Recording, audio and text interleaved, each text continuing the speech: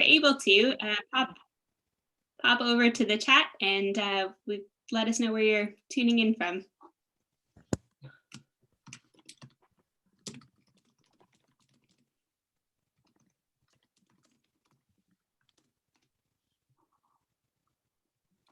Wonderful. We've got some British Columbia, some Ontario, some good Canadian representation so far. Oh, Kansas City, New York, California, Ireland, Finland, Pennsylvania. Great.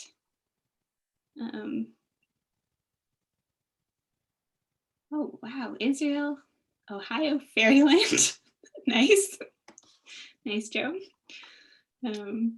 Welcome, everyone. Romania. This is great. I'm joining from Scotland. I'm up in the Highlands in Scotland, where it's currently getting a little bit dark. You can't exactly see them out my window anymore, but joining from there. Good. We've got some more UK folks as well. Georgia. I'm getting practice with my American state abbreviations here, so it's good too. Welcome, everyone.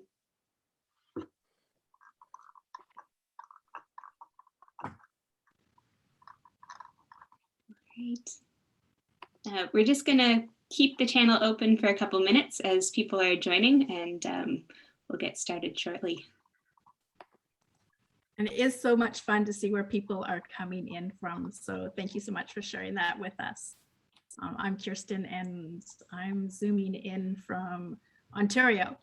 So I'm in the middle of the North American continent. So it's cloudy outside, but not dark here.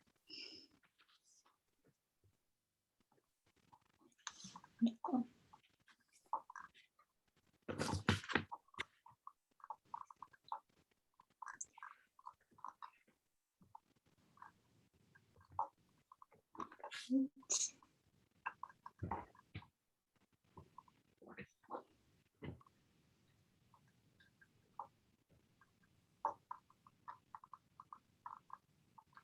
I'd say 3 minutes, good enough to kind of kick in, Margie, and assume. Should we wait? Maybe wait a little bit longer. I think we'll maybe wait another minute or two, and then we'll get started. Thank you, everyone, for being here. And if you know anybody else, feel free to direct message them in this time. Say hello and connect, and we'll be with you shortly.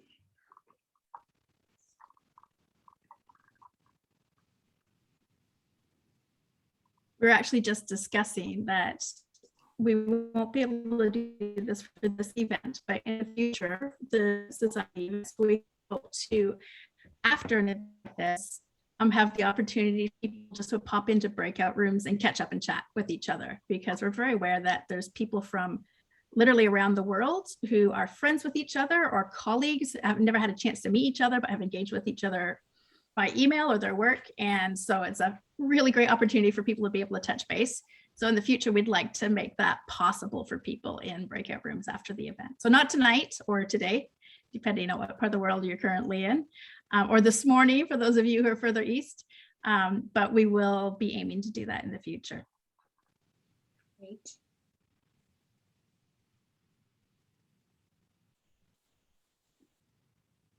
I think we'll just take one more minute and let those folks that are just running a bit behind come in.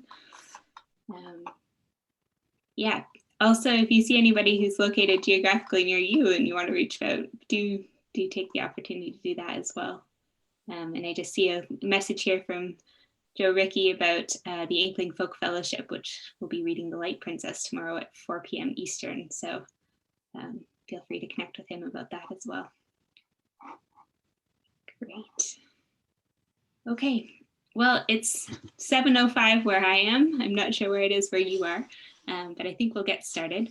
I'm Margie McCarran, or Margaret, if that's easier to remember. I'm a student at the University of St. Andrews, and I am head of the Arts Committee on the George McDonald Society. And we're delighted to welcome you here for this evening on Indwelling the Poetry of Science with George McDonald.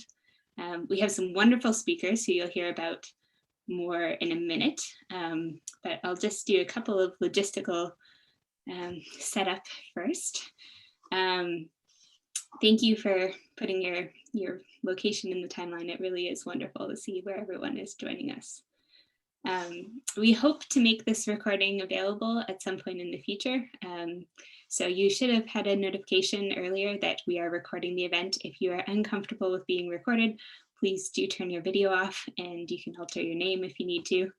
And we don't know if or when that recording will become available, but just want to give you a heads up that that's happening.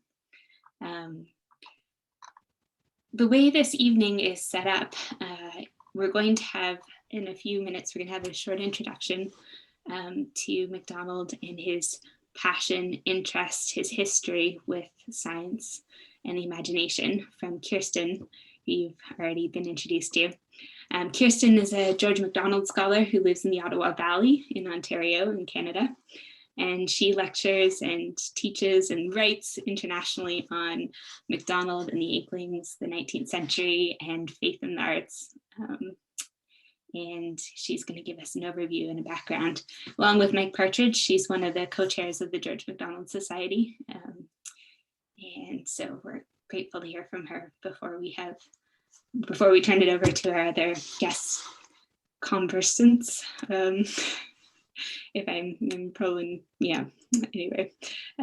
So we'll hear from her shortly, and then we will have a facilitated time of conversation between Professor Tom McLeish and Dr. Fran Kohlt, and with Danny Gableman, who you'll hear about more in a few minutes. And then we will have a period of question and answer time. The way that's going to work is we're going to ask you to hold on to your questions until we get to that point of Q&A time, and you'll be alerted to when that's coming.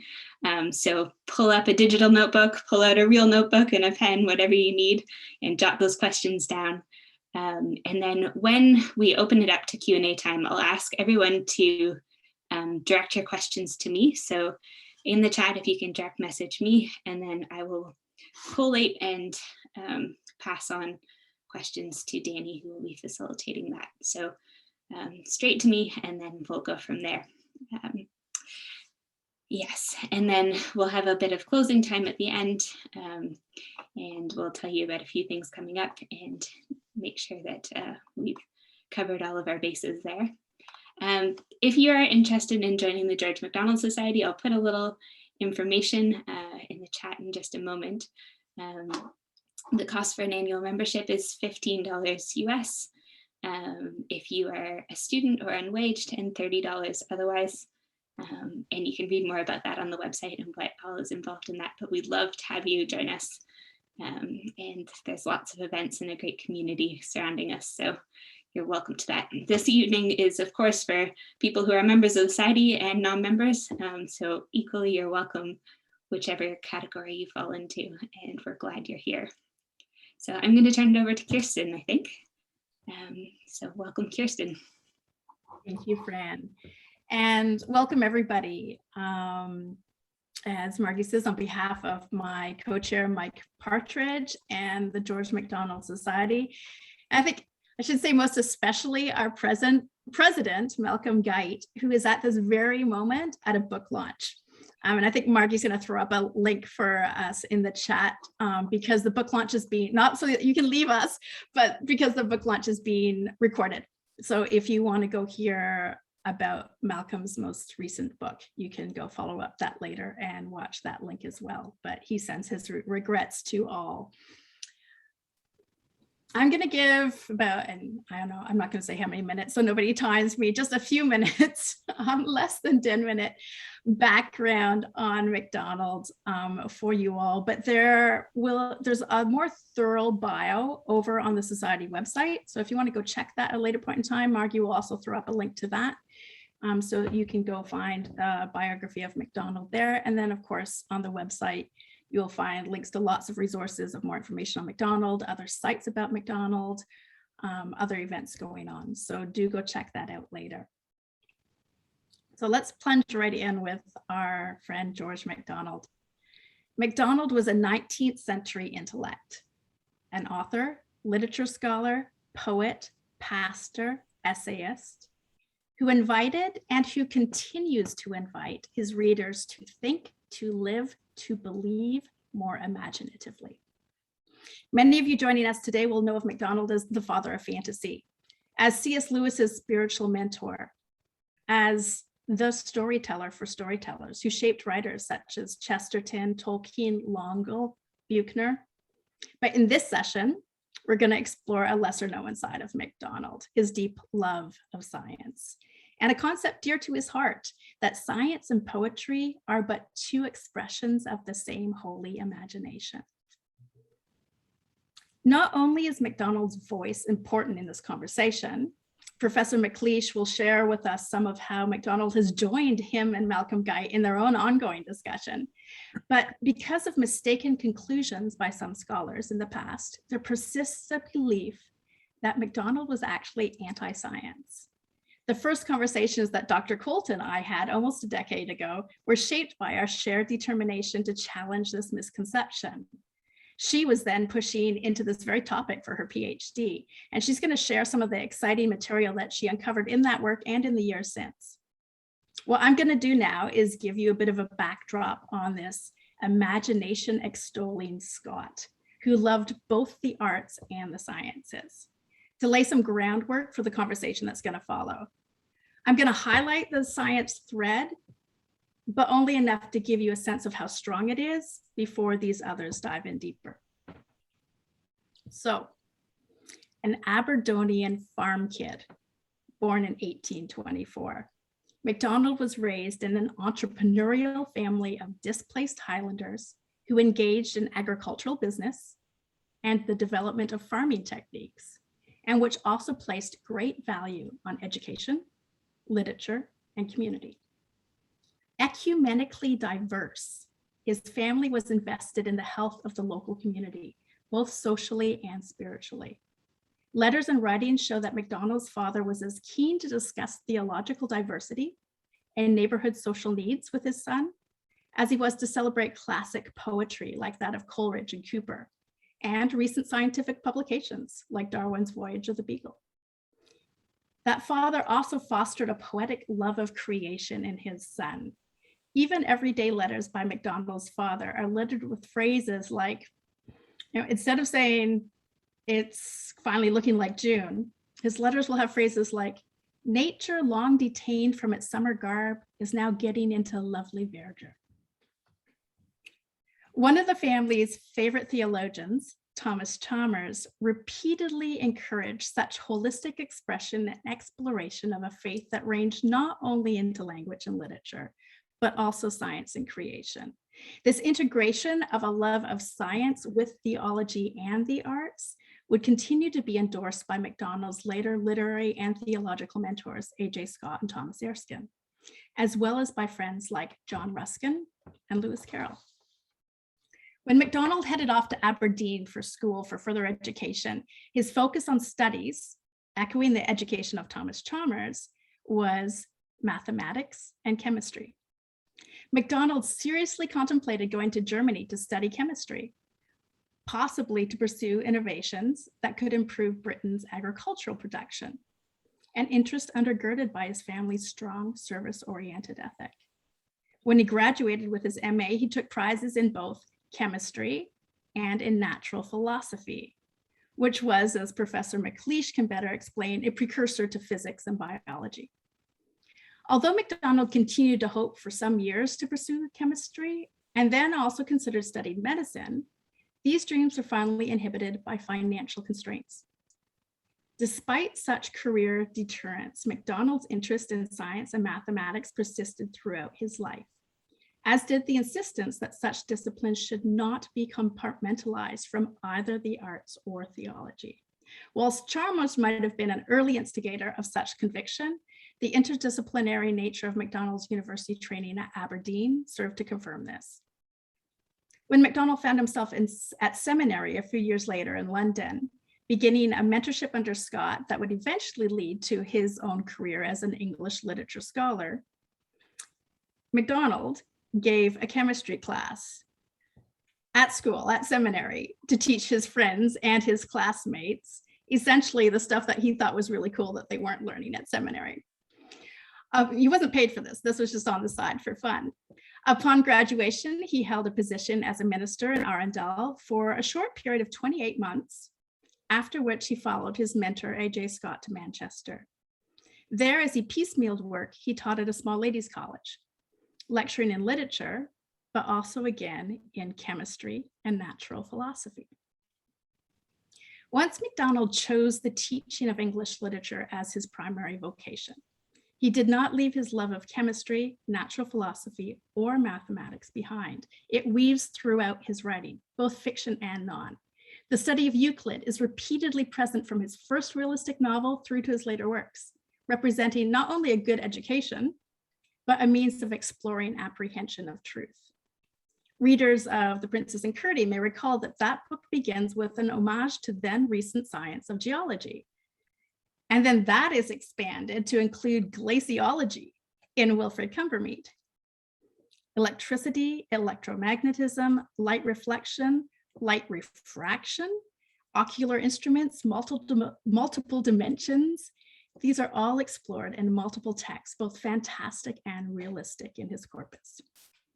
One cannot overlook the abundance of engineering inventions with which MacDonald has particular fun, most intensively in the novel St. Michael and St. George. This is, after all, a man who in his senior years embraced new inventions, such as the typewriter and the tricycle. In MacDonald's novel Castle Warlock, the protagonist also considers studying with either MacDonald's own Professor Gregory at Aberdeen or with the scientist Liebig, with whom MacDonald himself had hoped to study in Germany. In the 1860s, MacDonald published a review of a text called The History and Heroes of Medicine.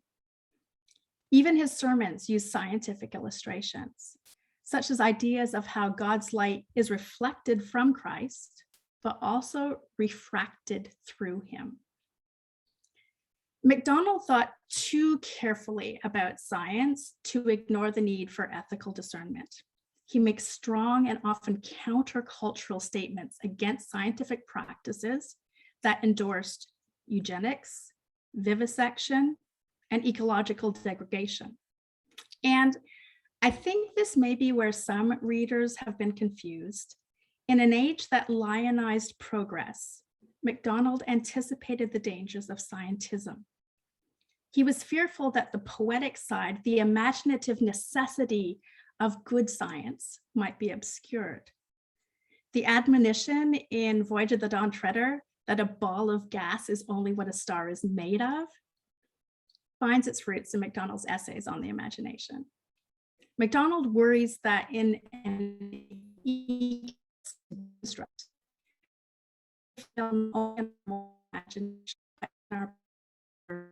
as well. Such concern did not mean that MacDonald pulled away from science, just that he was astute enough to be aware that humans need to be careful in how they employ, pursue, and imagine science.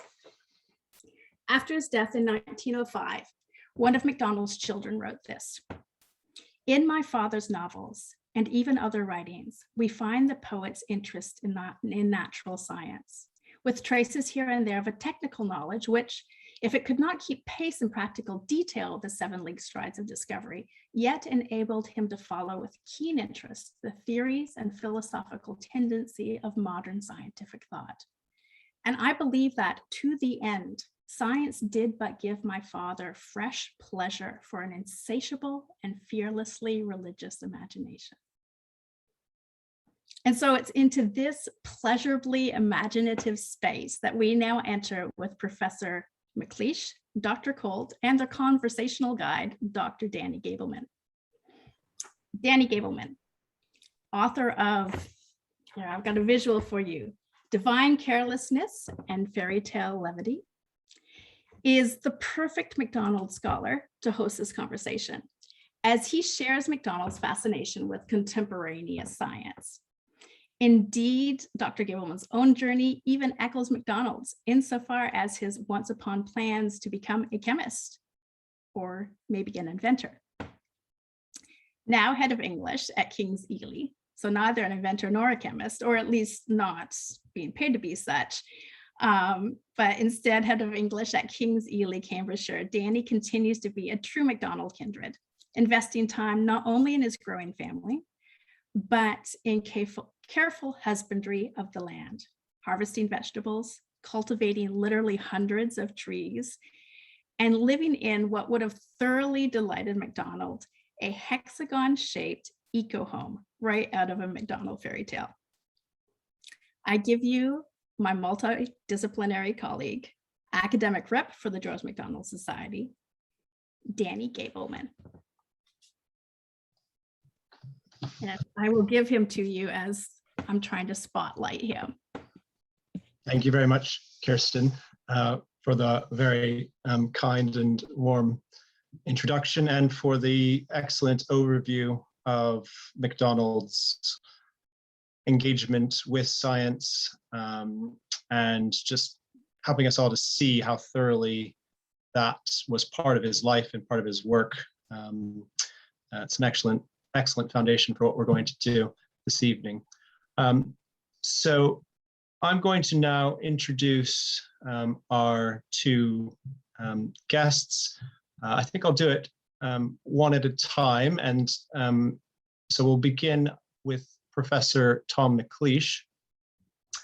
We're very great to be on Tom's time this evening.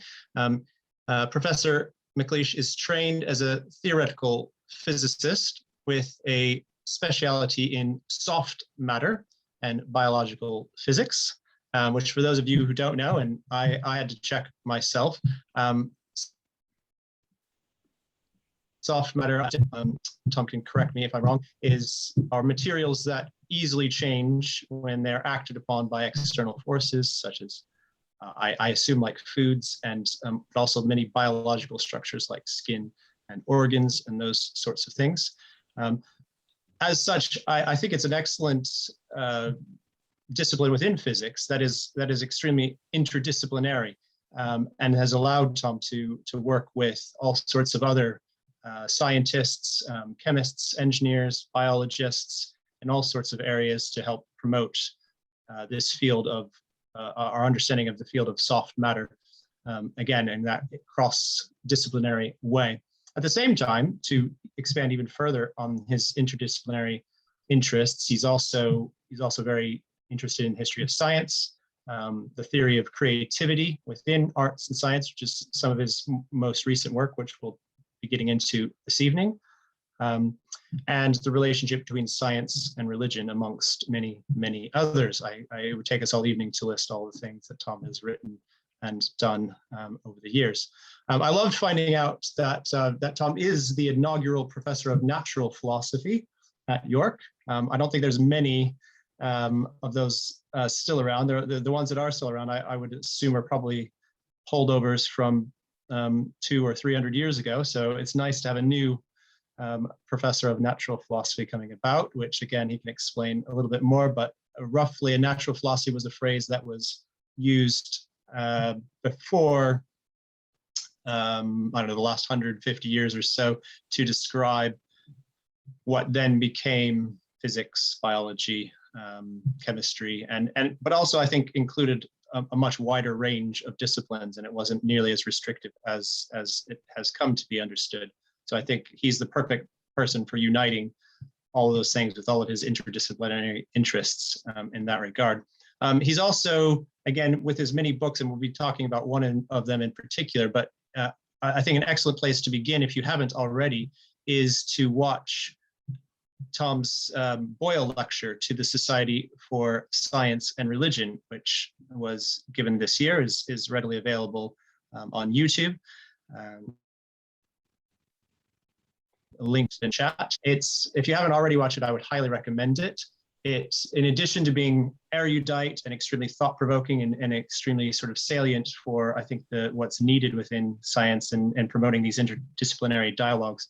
I also love the playful elements of playing with rubber bands and silly putty and making beads dance. And so there's that sort of, it's not just a dry lecture. There's a lot of life and vitality and playfulness within it, which I think also speaks well to Tom's affinity with some of the aspects of George MacDonald, which we're going to be discussing. So just to maybe start off, and I'll do this with Dr. Kohlt as well in a minute, but it's always good to sort of know how people have come to McDonald, their initial experiences. It's always interesting to find out how that happened and what it was about McDonald that initially drew you in. So maybe if you could just start there.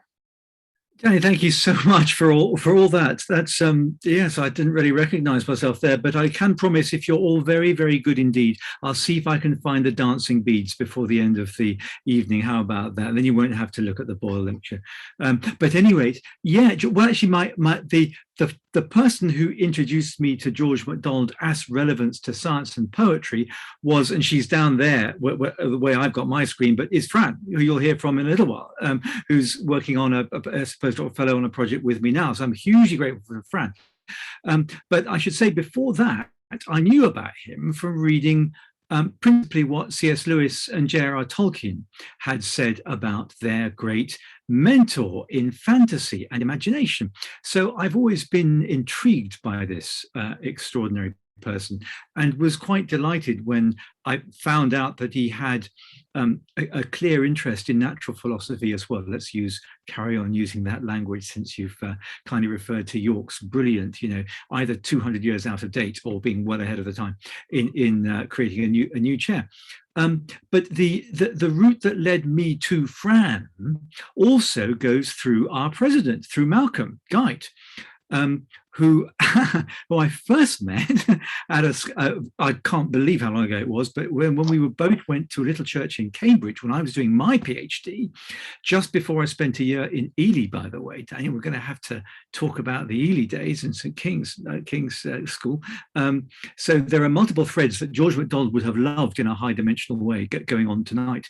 But after some years of doing the science you so beautifully described, and one other thing that I love to do, which is to visit high schools and partner with teachers in people. It's good for people in universities to come and loop back a bit, back to their schools and other schools, and just support the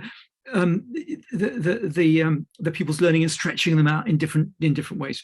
And because I've made interdisciplinarity my life, it's often I'm doing something in science and art, or science history, science and theology, whatever. And then I realized that in this terribly fragmented educational world of ours, particularly in England and largely in Great Britain, not so much in Scotland, but England and Wales particularly, we're the only nation where post-16 you can give up science and maths. Only nation post-16 you can give up language, even your own language. It makes no sense to me. It's too early to decide those sorts of things, and we need those skills anyway. But the really bright pupils who had chosen not to continue any science after 16, when I would ask them, just tell me why didn't you? Some of the other ones, sitting towards the back, might say, "Oh, it was too hard I wasn't very good at it." But the really bright ones who are doing English and history and French or Latin, they don't say that. They say, no, I saw no room in science for my imagination or for my own creativity. And there's this dagger goes into me, and I think, what have we done to fail to portray the human activity which since ancient millennia has been to reimagine the universe from the inside out, bringing the unseen to life? What could call for more imagination than that? How have we turned it into, or at least pretended it is, this formulaic exercise?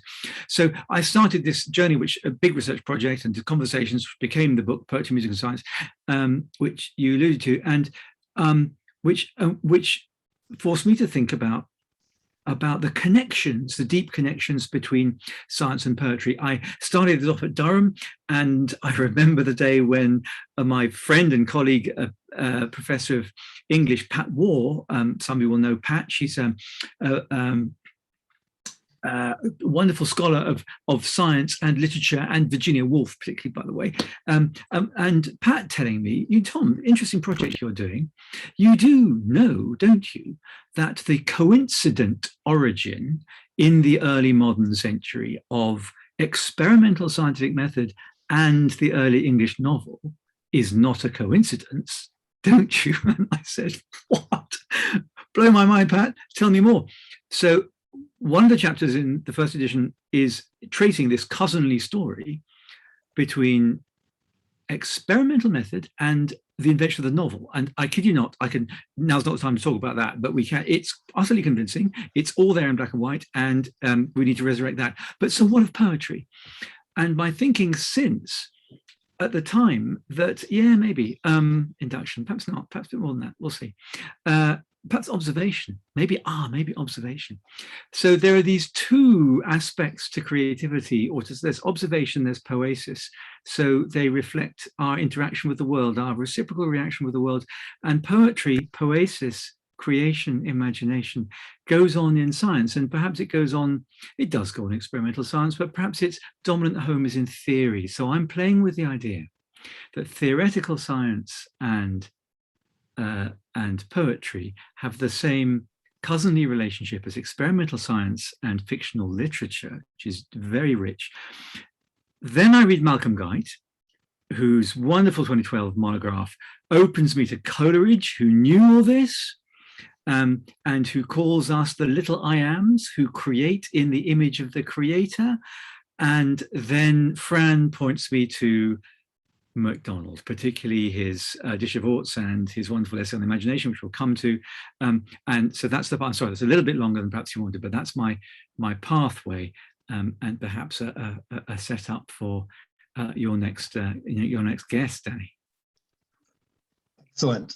Thank you very much, Tom. And we'll be coming back to ask you more, obviously, about that the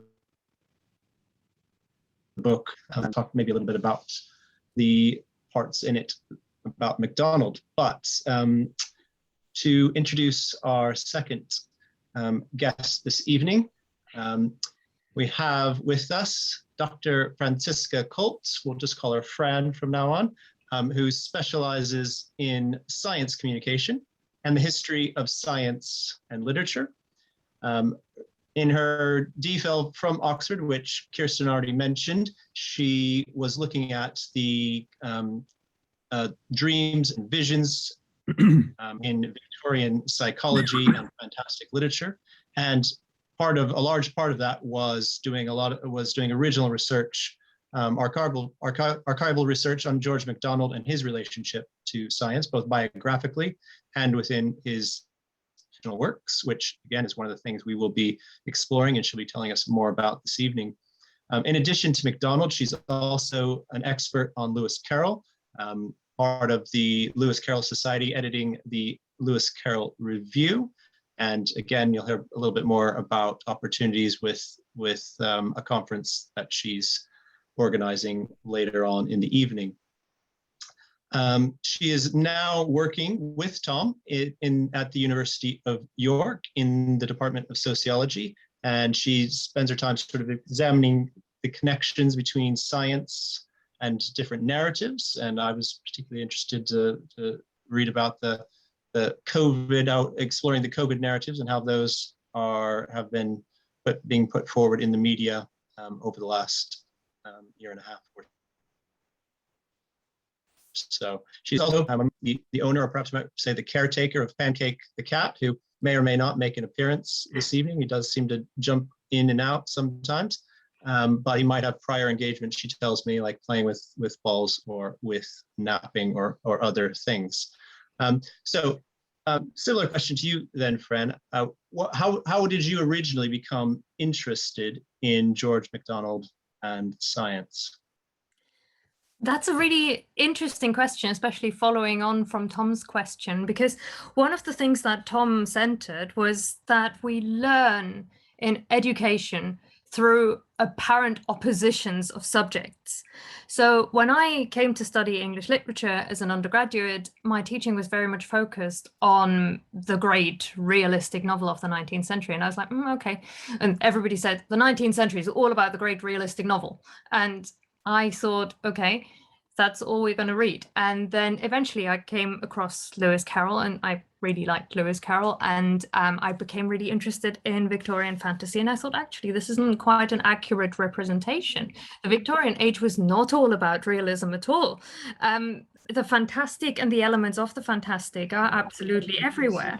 And to make this even more complicated, when I started studying Lewis Carroll, there was all this talk about escapism and fantasy going. I think somebody should mute themselves.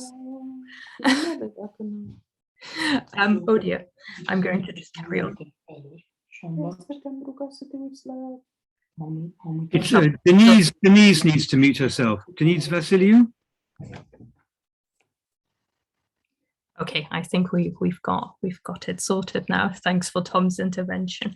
And I found this I found the fact that Victorian authors' fantasy were in fact not at all escaping the reality. They were very much seeking a way in which to engage in the very complicated challenges of their day.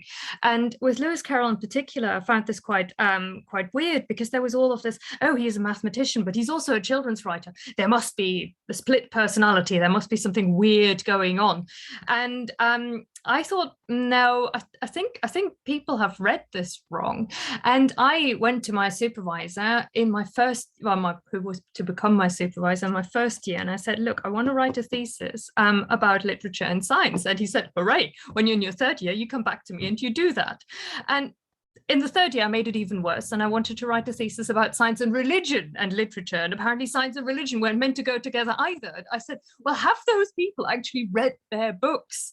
And I went out there and I said, well, really, I think somebody ought to write a book about that Victorian fantasists were so engaged in science and religion and all of these things, and that's made them write what they did, and in the way they did.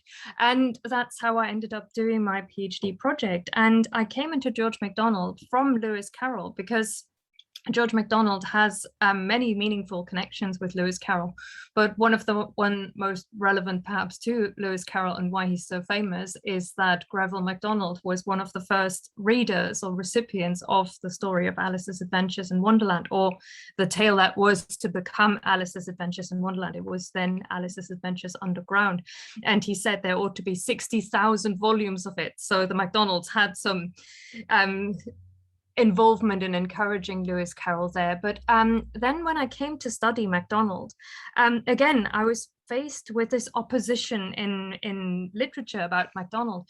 There was this whole George MacDonald rejected science, but there was also not much said about it. It was all in the line of these perceived oppositions. Well, he studied science, and that's usually just mentioned in a subclause, and then that's it. Then he abandoned science, and we learn nothing more about it. And I said, but that's strange. When we read Fantastes, which is his first big fantasy novel or fantastic novel, we see every other word in the setup of this novel is a scientific term. The dream into which Anodos descends is compared to going down into the mines of dreaming. He's searching his emotions like a geologist, and he's very, very careful about using this scientific language. And I'm like, hang on, this guy didn't abandon science. This is nonsense. Somebody needs to go to get to the bottom of this. And so very much like Anodos getting to the bottom of things, I decided, well, maybe someone ought to start with what MacDonald actually studied. So I booked myself onto a train to Aberdeen, wrote to the special collections at the University of Aberdeen. MacDonald studied back in the days when it was still King's College Aberdeen and Marischal College Aberdeen, before the universities were joined. And I turned up at the lovely archivist's office and I said, well, hello, I would like to research what George MacDonald did here. And she said, oh, finally, I thought no one would ever ask. And that's how I came to study George MacDonald and his science. Excellent.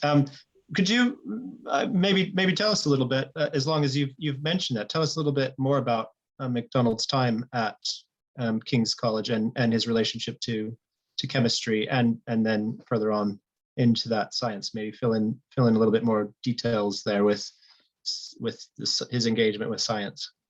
Yeah, and I think that's a really, really good place to start. I mean, it was for me, the place to start is where did it all begin? Because clearly we, as Kirsten so nicely outlined, it ran like a golden thread through his entire life. So I thought, we ought to start at the beginning, as Carol would say. And McDonald came up, as Kirsten said, from Aberdeenshire. He was born in Huntly. And if you've ever been to Huntly and made the journey to Aberdeen, it's about 30 minutes by car. You would have gone by horse coach, and it's a bit like Highlands, and then suddenly bam, Aberdeen. And it's really amazing, because Aberdeen was this bustling city. There was a lot of trade going on there, but there was also the two colleges of the university, and Scotland was quite particular at that time in the British setting, in the global setting, but especially in the British setting. Scotland was where all of the science happened at universities at that particular point in time. Oxford, Cambridge were way behind on the sort of science teaching. They were still very much caught up in their own ways of teaching degrees, which are very philosophical, lots of ancient languages. Whereas the Scottish universities, and especially Aberdeen, were very much there for applied sciences, as what we've now called applied sciences. So they did study the mathematics, they did study the ancient languages and the philosophy and the rhetoric and the literature and all of that. But the major focus was on the applied sciences. So first we started with natural history, we went on to natural philosophy, and it was so fascinating seeing all of those lecture notes. This is not, there's a really lovely, and it's a dream for a researcher to actually do this, because there was a lovely tradition that someone in the class of students was always delegated to take the lecture notes that would be filed away in the university archives, which made it very good for me to go there as a researcher and find out what exactly McDonald would have read and listened to, because we have name registers, and there was George MacDonald. And then we listened to all of that. I think what is important about his time at Aberdeen is, again, sort of confronting preconceptions. When we think of the Scottish universities at the time, you might think of the Scottish common sense tradition that very much focused on rationalism. And you could perhaps say MacDonald's education was, perhaps his writing was a sort of revolution against his education, but that is very much not so. The common sense school of thought was one of the options available to MacDonald and Aberdeen. There was a bustling intellectual exchange. He was part of the debating society, so he would have engaged. So we know that he attended it. Those records are all there. But what was also interesting is to see what he actually learned and what he would have actually been expected to learn. So for me, it was interesting, and I've brought, just as an example, for instance, an exam question, which is one of the first things that I came across when I opened one of his lecture notes on natural philosophy. And so these are the exam questions that are printed or handwritten with model answers. And there it was, the confrontation between literature, science, religion, it was all there. What advantage, and this is a quote, is to be derived from the study of natural philosophy as a system of mental training? And is any danger to be apprehended to religion from the study of physical science? Now, this was the question they had to do at the end of their second year. The model answer goes like this. The study of natural philosophy forms an admirable system of mental culture, as it habituates the mind to a rigorous investigation of the causes of the phenomena of nature. It likewise forms a disposition to search after truth, and to take nothing for granted, as hypothetical reasonings are null and void in natural philosophy. But all conclusions must be drawn from facts previously established. But the primary aim of scientific study was to elevate and invigorate the mind, and its chief purpose was to lay open our view to the wisdom, power, and magnificence displayed in the work of God. So again, the simplistic oppositions just do not work. What was really interesting was where MacDonald's interests lay. Now, we don't know MacDonald's answers to these questions, but we do know that he passed with a prize, so he probably got close to it. But what was interesting is where his study took him. MacDonald was not one of the students who immediately went to work in the factories and so on to apply his ideas, but he had great ideas, and that's what I thought was really interesting. his mentor he was most closest attracted to was William Gregory, and William Gregory was sort of one of the long dynasty of Scottish academics, and he was at Aberdeen and then moved on to Glasgow, and MacDonald intended to follow him there. He went to Edinburgh after that, so he intended to follow him, and I thought that was interesting. It's like, what was it about Gregory that interested him so? So Kirsten mentioned Liebig, the German scientist, and Liebig was one of those people involved in improving agriculture and so on. But one of the things that he also was involved in was the nutrition of the poor and making food better. Liebig, and this might be relevant to some of the Brits here, invented Marmite. I'm really sorry to spoil this for you. A German invented Marmite and also OXO. There we are. But it was interesting that this is the thing that attracted MacDonald. He wanted the science, yes, he wanted the applied science, yes, but he also needed the imagination and the philosophy and the thinking on a greater scale to make the world a better place. So that's the two legs that I thought were interesting. But the final bit was, at Aberdeen was also where MacDonald discovered German literature, and German literature really opened his imagination, because again, when I read books about MacDonald, there was always like the English romantics rejected science, full stop. And I'm like, that's not true. Have you read Coleridge? So that was really interesting. And not even Wordsworth, who's always cited, like MacDonald writes a lecture about Wordsworth, not even Wordsworth is a wholesale rejection of science. I was like, that doesn't sit right. But the German romantic writers, and I'm loath to call Goethe a romantic writer, but a lot of German writers of the 19th century were using their literature as a means of engaging with science very openly. That was the way in which they did this. And so this is where it comes back to my own biography, because I'm from the place where one of MacDonald's favorite writers was from, Novalis. So I grew up reading Novalis, and I thought, no, someone who believed as firmly, and I say this, who believed as firmly in Novalis's writing as MacDonald did, cannot reject science. And so after MacDonald left Aberdeen and took to writing literature, and the literature that he did, that is exactly the point at which he decided, maybe that is the literature I need to write after his endeavors failed. And Kirsten encouraged me to share some of my findings, and I'm just going to sort of wave this into the screen. But you could say, yes, but there's some speculation there. What took MacDonald away from it? We don't know. The fact is, though, we do know. We do know about the conversations that went on between Gregory and MacDonald, for instance, because they are wonderful letters. This is a letter, and I'm going to hold this slightly closer. Gregory has very lovely handwriting. Here you can see the signature of Gregory in a letter that is exchanged with MacDonald just after he finishes his studies at Aberdeen. And I will draw to a close and let someone else speak after this. But I thought it's just so fascinating. This is a letter in which MacDonald inquires about how much it would cost to go to Aberdeen to study with Liebig. And this is the response to this letter. And he said, he goes on, you can see this is a 4-page letter, and this is just one of them. He goes on for 2 pages outlining the exact cost of what it would take to go to Aberdeen. And he said, I gather with concern that you might not have the finances, but here we are, you might not have, and so this is interesting because this line has been quoted, you might not have the qualifications to come and join me at this point in time. But it's really interesting that Gregory goes on to say, but you will in no time be ready to join me in my laboratory to work with me. And after 3 months, you can go on, and I'm happy to share the content of this letter. You can go on to work for me and you'll make some money so you can pay for your degree.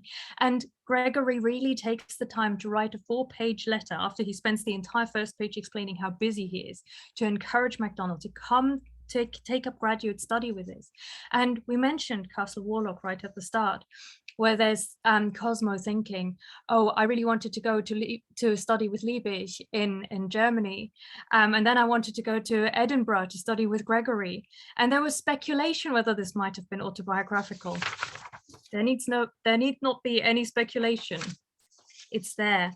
And we know that these connections are autobiographical, and very much so. And that to me revealed an entirely different way of really taking this seriously in MacDonald's work and reading it confidently in this way.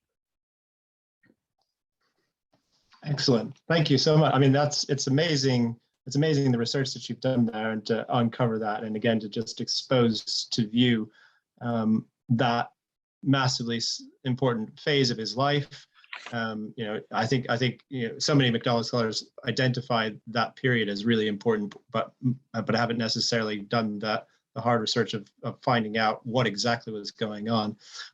Maybe to pivot back to Tom, there's so many things we could pick up from what Fran was saying, but maybe if we, I thought maybe it'd be interesting to hear your thoughts about that entrance question or whatever, however that was phrased, to do with natural philosophy, elevating and invigorating the mind, and again, maybe talking a little bit more about your view of how the imagination, what role the imagination plays within science and within, and at the time, but then also how that's developed over the last 150 years or so to this day. Sure. Yeah. Thanks, Tony, and thanks, Fran. A wonderful story. And so I think, but I guess what I want to add to Fran's, evidence-based, if we needed any more evidence that McDonald was as entranced and nourished, perhaps that's the word, by natural philosophy, by science, as he was by fantasy and poetry. But it's not as if I don't think as if he was saying, well, you need both. You need both the sort of the creative, literary, inventive poesis side, and you also need, because of its rigor, because of its inspiration in terms of the works of God, you need science. I think he saw them, as we still have failed to see them today, as being the same, as being part of the same activity. So perhaps I'll also just read just a little bit how he starts his essay on imagination, its functions and culture in the dish of Orts, and he's challenged by those who would take a narrow view of the categorization of science and poetry and literature. He caricatures them. And says, those who consider a balanced repose at the end of culture, the imagination must necessarily be regarded as the one faculty before others to be suppressed. Are there not facts, they say? Why forsake them for fancies? Is there not that which may be known? Why forsake it for inventions? What God hath made, into that let man inquire. So here he is, caricaturing, and interestingly, here it's the theological point which is on the side of the hard facts, of the kind of hard physicalists, if you like. God is not on the side of the imaginative fancy, because aren't you satisfied with what I have made? I mean, these aren't God's words, they're imputed to God, but you see what's going on here. To which we answer, says McDonald, to inquire into what God has made is the main function of the imagination. It's aroused and nourished by facts, but the interpreter of the world is its reimagination. And here, I don't know if I could just also throw in another influencer of McDonald, which is, he read widely and deeply, but Coleridge is so important to him for many reasons, including his love of, quotes, all things German. I think one of the commentators on McDonald says that one of the reasons he loves Coleridge is because Coleridge also read Goethe and was steeped in Goethe's tradition, to whom we must also go back. So this line of those who recognize imagination as fundamental to the scientific enterprise, just as much as it is fundamental to poetry, certainly go back to Goethe. In fact, they go back to the Franciscans before then. I mean, we can keep going back. I mean, read Bonaventure, read Robert Grosseteste on the function of the liberal arts, And you will find that there's this deep theological theme there to reawaken fallen imagination. The way we do that is by engaging this cycle of imagination and observation of the real world. And Francis Bacon even knew this. It was Coleridge, wasn't it, who in his Biographica Literaria, as Malcolm, if he were here, would trumpet from the rooftops in very much similar style to, in contradistinction and commentary on his own poetry, as MacDonald does in Dish of Orts, in, you know, if you like, in biographical commentary on his fiction. Coleridge writes, "The primary imagination I hold to be the living power and primary agent of all creation, as a repetition in the finite mind of the eternal act of creation in the infinite I am." So you see, Coleridge, as well as actually solving Kant's dualistic problem, also gives MacDonald his answer, which MacDonald actually develops, to this question of surely all you need is facts, we need to reimagination. All our science, all our learning, our establishment of those things which we call facts, is none other than a process of our imagination, but with one extra ingredient. Science is imagination, after all. You know, what could call on a greater energy of imagination than to reimagine the entire universe? That's actually what science does. From the chemistry of DNA to the interaction of cells, to the structure of distant galaxies. We don't read this, we don't read any of this as science, as facts from the universe. We have to imagine it, but our imagination is constrained by what we do observe. Now, if science is the imaginative power of recreation constrained by the form of observation, we're not very far, are we, from the poetic imagination, in which poesis becomes constrained in the act of finishing and perfecting a work of art by form. Now, it's the form of the poem rather than the form of the observed universe. But the metaphor is overwhelmingly strong.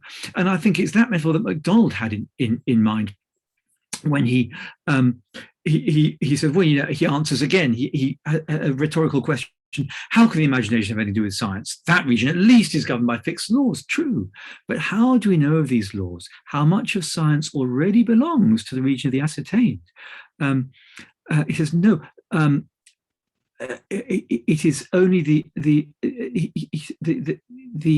imagination needs to be let run riot, he says. So it's not license, because he understands that the imagination is run riot within the constraint of scientific form. And I think that's why he sees these so close together. And it is very rare to hear this now honestly admitted to by scientists. We are not supposed to say things like this, but I don't care any longer. And there are many.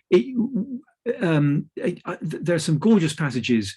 Richard Feynman was very good at being honest about this. Leo Izaki, Japanese Nobel Prize winner for physics in I think 1953, has a gorgeous piece where he says in his Nobel Prize address, look, there are two experiences, or two manifestations of two operations within science.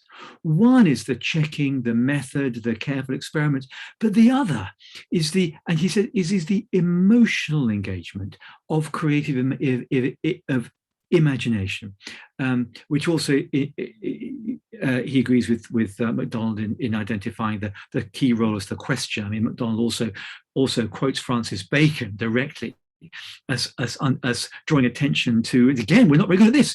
These days, you ask any school kid what they think science is, it's about getting the right answers. And it's not. It's not about coming up with the imaginative questions. Bacon knew this. MacDonald knew this deeply. So that's where I think that's where he's coming from. And of course, just to pick up finally, before having promised it, Goethe, in his book and die Morphologie, Goethe is explicit about science and poetry having a cousinly relationship. He says, if we don't see, the only reason that we people don't agree with me that science and poetry are the same. He says, nowhere would anyone grant that science and poetry could be united, because they forgot that science arose from poetry. You see, Goethe got it. What I said is absolutely true, and failed to see that a change of times might beneficially reunite the two as friends at a higher level and to mutual advantage. And that is something that, thanks Fran, Wordsworth says. In second edition of Lyrical Ballads, Wordsworth prophesies that science will become as grist to the mill, effectively, to as much as any other human experience when, and if conditionally, when the experiences of the botanist, the geologist, the mineralogist become experienced by ordinary imagining and suffering beings. So I think there's the story that takes the medieval world through Francis Bacon, Goethe, Coleridge, and onto MacDonald. And all these people have not a passing understanding of science. They actually do it. The fact that McDonald taught chemistry in the seminary is fantastic. And by the way, a project I'm working with people at Durham to do now, are trying to resurrect, is marvelous, because it shows you this isn't a second-hand hearsay. This is a first-hand experience of what science does in terms of poesis and observation. But that's long answer. You're getting long answers from us, Danny, but that's Fran and Tom, I'm afraid. No, that's excellent. Obviously, that's what people want to hear. Maybe just a quick follow-up before I turn it to Fran, and maybe we can, with Fran, we can look at some of that stuff with Goethe and optics within Lilith, which I know is an area of specialty. But for you, Tom, I just maybe what would you say as a scientist? What is the danger of not having imagination within science? Because I think you did a great job of basically saying it is there, and people aren't necessarily acknowledging that it's functioning. But what is the danger of maybe lacking the imagination within science? Well, the main danger is that we do rubbish science and we just fail to solve the problems. I mean, it's the biggest danger of all. You see, if you read Popper, you blink and you miss it, because of course people think that there's this thing called a scientific method. Well, if there were something called a scientific method, don't you think someone like me would have had a course in it? No scientist ever has a course in the scientific method. So I'm sorry, it doesn't exist. But to the extent it is methodological. So Karl Popper laid out this, conjectures and refutations. And it's those who pretend there is a scientific method. So when you make a hypothesis to account for your observations, the hypothesis makes predictions, and then you do the experiments, and if the predictions are wrong, the predictions don't come out as the experiments show, then the hypothesis is wrong, and you go back to the drawing board. Now, it's on page 3, I think, of Conjectures and Refutations. There's one line where Popper says, of course, I have absolutely nothing to say about where these hypotheses come from in the first place. Yes, but Carl, that's the whole point. Science has no material to work with if we don't have the hypotheses. And where do they come from? Well, they come from Urania. They come from the muse on her shoulder. They come from imagination. So, Danny, the news is bad. We're not tinkering around to the edge of science here. We're at the nuclear core of where the energy comes from. There are no hypotheses to even think about if we don't have imagination. So, hence, it's a very bad thing if people in their scientific formation, I don't care whether they've got lessons in the method of scientific method. That's the sociologists. That's what they invented it for themselves, not for us. But it really does matter if we don't give some discussion to those who are going to make a career out of science, in the first place, to develop their imaginative faculties. And I could say more, we'd be loved to explore that, because that involves ranging cognitively far and wide. But the second danger is that science continues to hold the awkward, highly polished, clinical, nasty, geeky place it has in our current culture, which it shouldn't do. It shouldn't do. And it's important that people understand that science belongs in, as I said, the same basket as theatre and art and telling stories by the fireside and playing tunes on the flute and singing sea shanties. Science belongs in that sort of cultural basket. And if we fail to see that as a society, we fail to engage with it in the way we must in order to look after our world. So actually, it's about saving the planet. It's about saving the planet. Actually, it's not about enjoying poetry. If you're a scientist, it's about what science is here for.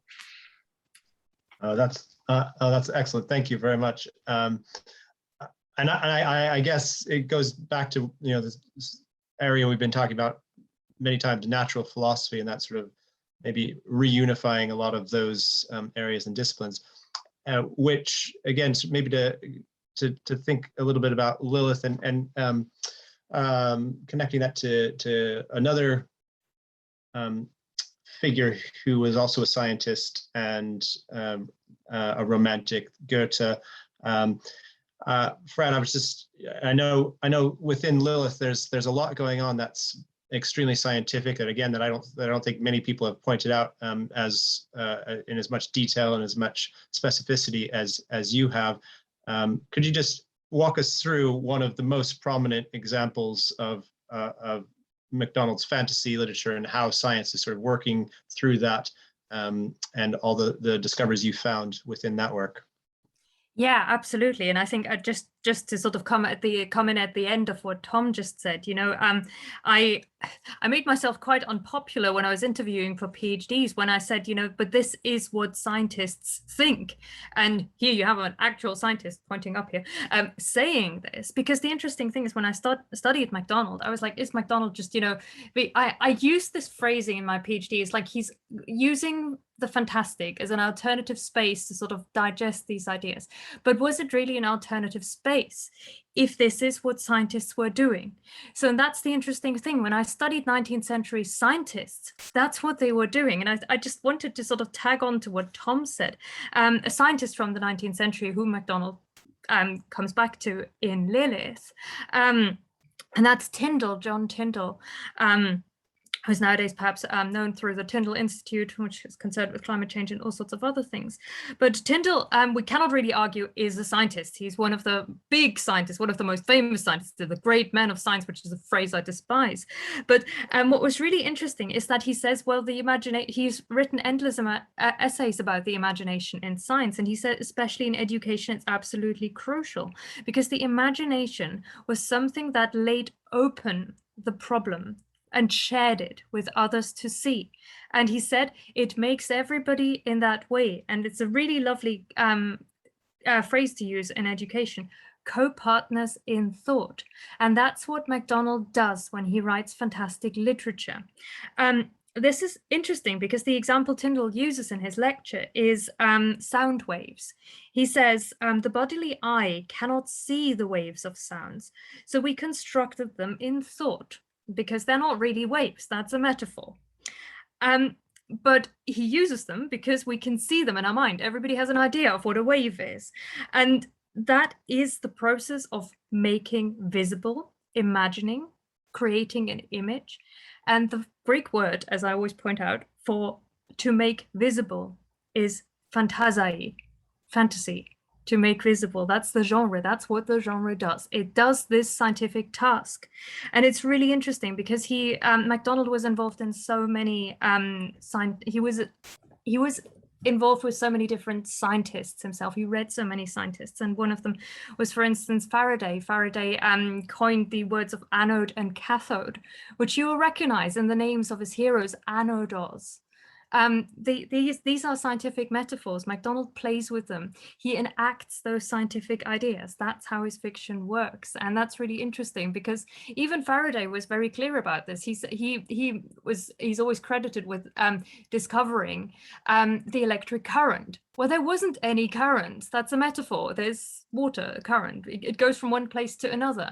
And the way we learn about it in school is that it goes up and down and up and down. It doesn't really. Electricity doesn't really go up and down at all. It's a way of visualizing what's going on. But for me, and this is very important to the work that Tom and I do, it's very important to acknowledge that this fantastic element exists in science, that it is a fantastic element, and that isn't, when you say science is facts, well, electricity isn't some wavy thing. That's not a fact, but yet it is what we understand as scientific. And this is exactly the territory in which MacDonald's novels are located. Now, people like Tindall and so on wrote endlessly about this, how analogy and metaphor are very meaningful ways of thinking through scientific ideas, but they must not diverge. They must be true to the relations in which they exist. So they must be, then they can actually produce science. And before we go into Lilith, that's exactly what happens in Fantastes. We get this dream. We get somebody going down into the depths of the dream. But the curve he's actually describing is that of the electrical currents in sleep, which we now know in a hypnogram. In a hypnogram, the sort of deep sleep and REM and non-REM sleep, we imagine this as waves, don't we? That's exactly the downward journey, the upward journey of waking up and falling asleep. It's so embedded in our language that we must become sensitive to it before we look at MacDonald. And before I bore Danny any longer with not answering his question, Lilith is particularly interesting with this because Fantastes always struck me as an optimistic novel. It's a very lovely way of describing the sort of dialectic way in which the people like Novalis thought about science. You have the sort of very light side of discovering fairyland, and you have the very dark side of going down into the sort of catacombs under the fairy castle. And then the culmination of this electric current that somehow explodes in Anodor's mind and makes him grow back into the waking world and suddenly see in this type of double vision exactly in the way that science and imagination are meant to work together. But Lilith was less optimistic to me when I read it the first time. It seems quite dark and it seems sort of recursive. It goes through vision after vision after vision. Fantastes ends with a great good is coming to the Anodors. And that was lacking in Lilith. Lilith bothered me as a scholar. I said, what is going on here? There's something I don't quite get about this. And I have to confess, I made Tom read Lilith. And when Danny says there's an awful lot going on in Lilith, scientifically, I think you can stop before the scientifically. There's a lot going on in Lilith. So I thought, again, I have to go back to the beginning. Where did it all start? So I asked them, and I don't know if Christopher is here, but Christopher McDonald has been absolutely wonderful in helping me with with my research. He allowed me, he gave me permission to work with the manuscripts, the 10 manuscripts of Lilith in the British Library, to really study them, to really get into them. And this is where I really saw MacDonald struggling to make sense of an awful lot that is going on in his life. He writes down all of these scraps of scientific thought, all of those scraps of theological thought, and he sort of strings them all together in 10 manuscripts, which are full of notes. There's pages that are typed. Kirsten says there's this fascination with technology. They're typed on a typewriter and then sort of line between line between line. And then it started making sense to me. In the first incarnation of Lilith, in manuscript A, the way in which Vane enters his dream is by reading a book on optics. And I was like, oh, optics, there must be a hint in here. We get this idea of Vane sitting in his library, surrounded by books. MacDonald always gives us this idea of the library. He himself, when he was a young student, surrounded by all of these books of German literature, of science literature, that's what stimulated him. That's the place from which he departs. But then we read through this. He gets into the attic and he plays with some optical apparatus, and then it's suddenly about polarization. And I was like, oh, okay, polarization, that's different from this whole anodos, cathodos thing, but it usually has a meaning. Okay, let's get into this, McDonald. Let's study polarization like the Victorians did. And this is really interesting. And I'll hand this over to Tom for explaining how polarization actually works. But in a nutshell, for studying McDonald, polarization was a really interesting discovery. With polarized glass, you can go from letting light through completely to sort of twisting it in the correct way to making it disappear. But the interesting way is that polarization was also, and polarized glass was also a thing used to refract the light in between, and between the light and the dark, you had 7 shades of the rainbow. And I went back to the second manuscript of Lillis, a novel of 7 dimensions. And I'm like, oh, 7, cool. I mean, biblical number and everything, you know, it might be 7, but what's going on there actually? We have the visions of McDonald sort of threading in and out of the 4th dimension, of the spiritual dimension. And every vision is slightly different. It's not the sort of neat dialectic of light, dark, synthesis, resolved, but every journey, Vane has to shed some more of his preconceptions. He's this grinding science student that McDonald never liked in his own studies. He always hated the grinding men, the men who never got up from their desk. And he said, there's a lovely quote somewhere, I think in the Portent, when Duncan says he never liked the grinding men because they never picked up books on philosophy, and because he did, he saw this glimmer from a universe that they couldn't even think of. And this is really interesting. There's layers of purification. I thought, like, but this is not really how optics work. Like, you know, we have refraction of light, right? Get a bit of light, prism, 7 colors of the rainbow, Newton. We learned that in school, don't we? But there was one man who picked a battle with Newton in the 19th century, and that was Johann Wolfgang von Goethe. Now, Goethe famously tried to disprove Newton, which didn't work as well as he had anticipated. Goethe wasn't wrong. He was just right about the wrong thing. And that made it all very difficult. However, Goethe came up with a theory that light isn't actually made out of 7 different colors of light, but of something called colored shadows. So it's not light, it's shadows. And every color is a less pure stage of white light. Now that's interesting, because we get this idea of the journeys, the dimensions that Vane goes through being an act of purification, 7 stages of purification, which is very interesting, because this is how we get to McDonald's absolute ingenuity of layering metaphor into metaphor into metaphor, and yet maintaining the same relations. So every single stage he goes, I was like, okay, let's reread this yet again.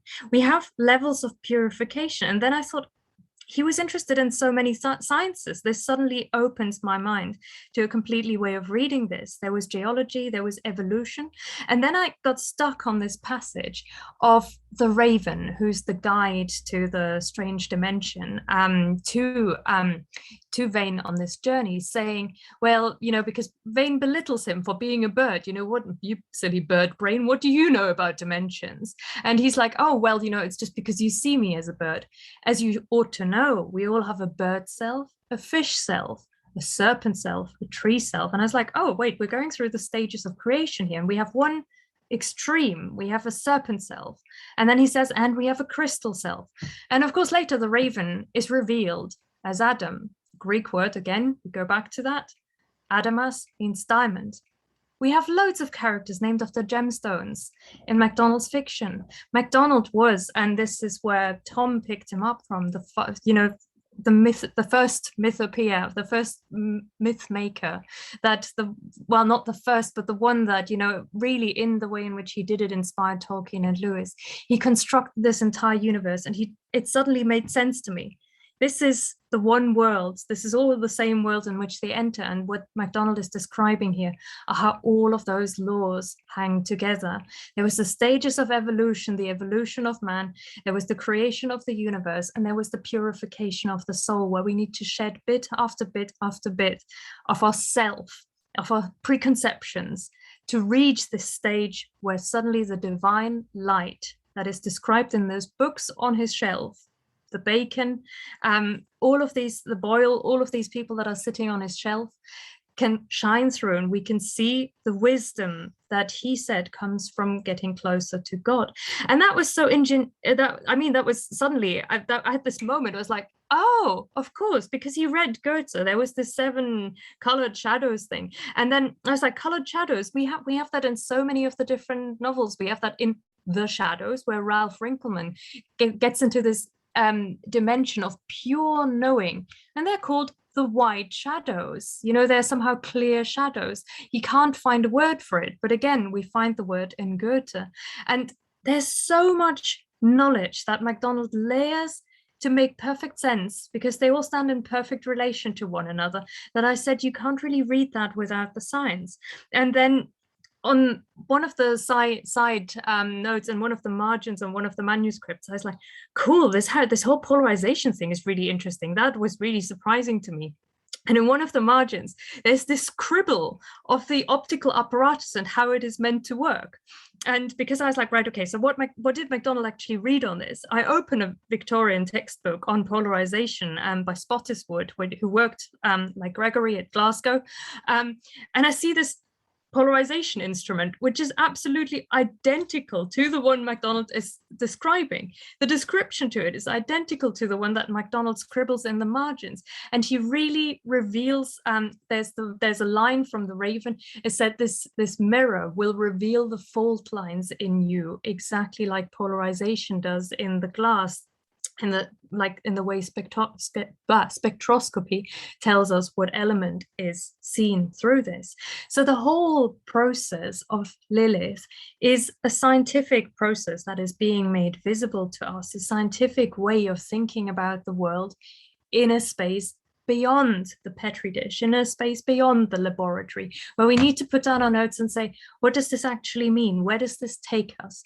And the journey of where that thought takes you is the journey that it describes. And there's so much detail in there. McDonald so heavily annotates his manuscripts.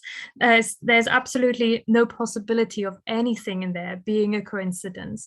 We have 10 edited volumes of Lilith, and McDonald must have been an absolute pain to his publisher, because even in the 10th manuscript, which is the 3rd proof copy, he still scribbles absolute novels into the margins, and his publisher probably went like, oh, not that McDonald guy again. So, you know, we have someone who's so engaged to the very last minute. Nothing in there is coincidence. Everything was perfectly thought through. And I'll stop here. Oh, that's amazing. Thank you, Fred, for again opening up these new ways of approaching text that, you know, we all, well, presumably most of us are constantly trying to learn more about. And I think Lilith in particular is one of those texts that you can never quite come to the end of. And having these new ways to explore it is always opening up new interpretations and new possibilities. As we sort of transition to audience questions, I think maybe just to give Tom and Fran each a final opportunity to respond to anything that's been said, or I'll also throw a question in if you would like to respond to it. I have a question for both of you, but go, Danny, do, because it might be the same one. Okay, because I think at the core of one of the key things within McDonald and the imagination is the concept of the childlike. And I wonder what your thoughts are about how the childlike within McDonald and within the imagination itself, like what is going on, because he talks about the childlike imagination amongst other things, and he's frequently connecting that idea of somehow being like a child in order to have an imagination. How that, maybe for Tom, how that connects into science. You know, and I know maybe most scientists might not want to be associated with being childlike, although again, in your Boyle lecture, you're very childlike in a lot of what you're doing. So that I'll throw that out there, but also just allow you to respond to whatever you'd like to. As well, the aspect of the childlike imagination that I wanted to come back, just to invite either you, as McDonald scholar, or Fran, to talk about, which I think we really need to just acknowledge and explore a tiny bit, particularly as it insofar it touches on the imagination, is what might be called liminality. So the passing through the window, the pushing the coats and getting through the cupboard into Narnia, the book that lies half in our world, says the Raven librarian, and half in the seventh dimension. And McDonald put his finger there on something which comes up again in a very experiential way. And I've got to think about this almost neurologically. It is childlike because it's entirely receptive and playful and exploratory. But when talking with, in preparation for the Approach to Music and Science book, I had conversations with scientists, chemists, engineers, mathematicians, and artists, poets, composers, this kind of control experiment, to just talk me through their creative process and the story. You know, it takes much longer to persuade the scientists what you want, because they immediately start thinking, oh, you want a précis of my latest paper. No. I want you to uncover the tracks and tell me how you got there, and the twos and fro's and the cul-de-sacs and everything. But seriously, if I had a fiver for everyone who said I was getting off a bus, I was crossing the road, I was leaving the shower, that's how it goes. That's what I'm going to do. This is how it must be. And I've even got a kind of amateur psychological theory, which I have run past a real cognitive neuroscientist, and it didn't immediately get kicked into touch, which is that the reason that our subconscious, which has to be the locus of much of this extraordinary, fantastic imagination. Reason our subconscious has so much difficulty in speaking to our conscious mind, it has a still small voice. And there's a storm raging in our mind all the time, our perceptive storm.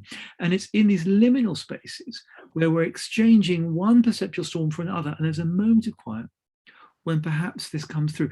And I do wonder whether, so my question for you two was whether McDonald's fascination with mirrors, doorways, passages, but transformations, new world, is partly reflecting the very process of the mind in a childlike way, passively, apparently receiving imaginative insight, and whether that makes any sense to you.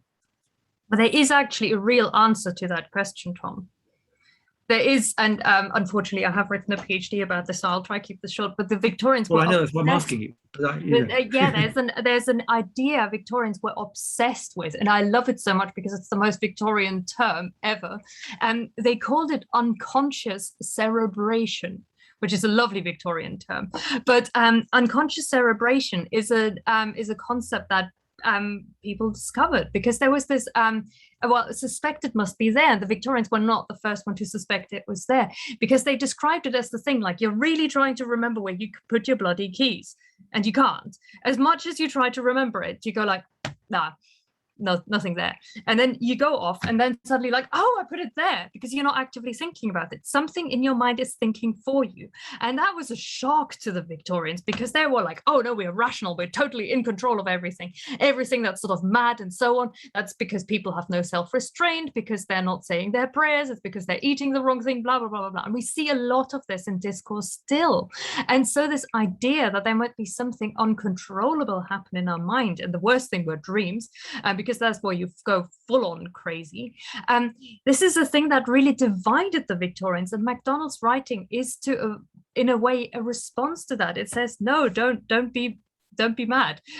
Don't be silly. This is something that's essential to our thinking. And, that's a question that we still haven't resolved. Why have dreams evolved to still be there? No one knows. But the interesting thing is that is something that was a hugely divisive idea with the Victorians, that was so obsessed in the control of man, of his thoughts, his rationality, and so on, as something that sets mankind, the right mankind, apart from women, apart from apes, apart from other races, and so on and so forth. This was hugely contentious. And that MacDonald stepped into this to say, well, no, this is essential, is a really radical act. And for me, the strangest thing reading this was how much it sounded like current debates on scientism, how the scientists are the rational one. Hey, it's science. We need to science to solve this. You don't come along with your humanities and your as a British education minister once infamously said, your Mickey Mouse degrees. Don't come along with those because they won't solve our problems. And so in a way, McDonald is still radical 150 years later. And that's what fascinates me, because in my own research on science communication, one of the big questions nowadays is how do we get people to care about climate change? How do we get people to care about COVID measures and so on and so forth? And the whole climate change conversation, I always bring up people like David Attenborough. It's like they take you on an adventure. They take you on a journey of wonder. When there's scientific experiments conducted, to borrow that one, to read people's stories that really make them care. It's the stories that we call children's stories. It's those stories that where you go, you find out yourself and you discover it yourself and you experience with the person who's taking you on this journey. And that's the journey of the imagination that McDonald describes. And the problem is it works. It's what works for us. It's how we work as humans. And so this constant struggle of mankind with itself, whether this is part of us or whether we should somehow dismiss it, bottle it up, box it up, is still ongoing. And that's what fascinated me so much about this debate, that it still felt so current such a long time after MacDonald had written it. And so this is why I think the childlike, we call it childish and so on, because as a child, we're used to being educated. We're used to learning something new. And as an adult, we know everything perfectly well. We never learn anything new because we know everything, right? We somehow, with adults, it doesn't sit right to be educated, to discover something new. But why is this a wrong thing? Because we do it all the time.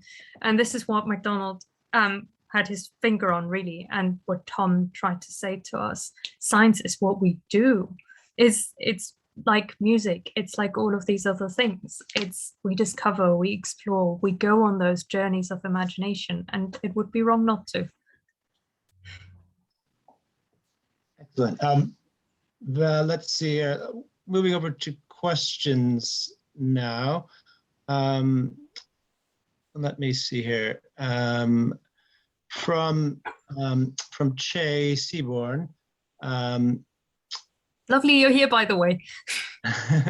We've met before. So it says, a potentially grumpy question from a former research fellow turned Church of England curate. The root of a lack of imagination, the way that science is funded. It seems to me, sadly, that for research grants from funding bodies, the answer to the question was basically expected to be known already. Mystery and blue sky thinking seems unacceptable. And troubling, some argue that the Church of England is adopting the same results-based approach to the Missio Dei. Maybe Tom for that one. Yeah, I'd like to take that on. So obviously, actually, I am here, friend. Hello. I've done quite a bit of work with the UK funding bodies on this over the years, through the Royal Society at the moment, EPSRC, others. I have to say that the most, I don't know what I dare say in public. Let me say the life science research councils have a bigger problem here than the physical science. Not everyone has the problem, but it's not to the same extent. And the extraordinary, I couldn't believe it when my biology colleagues told me that they have a grant awarding through that you have to state your hypothesis in the grant. This is the hypothesis that I am applying for this grant to address. Well, where's that come from? There's more to science than this. You've got to. Yes, there is some hypothesis-driven stuff, but why aren't they funding you to get the hypothesis in the first place? Same thing. So now there is and has been for some while a large degree of angst, precisely on the lines of your question, within the funding bodies themselves. How can we be less Risk averse, yeah, less risk averse, more imaginative. How can we encourage scientists to push the boat, and not to have the answer before we set off doing? We don't pretend that. And I applauded the previous head of the EPSRC, but one who in public would say, look, once we funded you for the grant, we don't mind much what you do. That was from the chief exec. I thought, great, that's exactly right. But then why bother writing that? There are other ways of maybe some more time efficient ways of doing it. But there's a lot of emphasis now on risky, edgy, but risk and minimization, but imaginative research. Some of it is to be found in early career 5-year fellowships, which are the ones I really like. Here's an early career researcher. They've got some great ideas. Let's sling them 5 years of salary and resource to get on with it. So I think it's getting a bit better, but it's not in the story. Of course, all in the UK, we are supposed to have this QR funding. That's what the REF exercise is all about.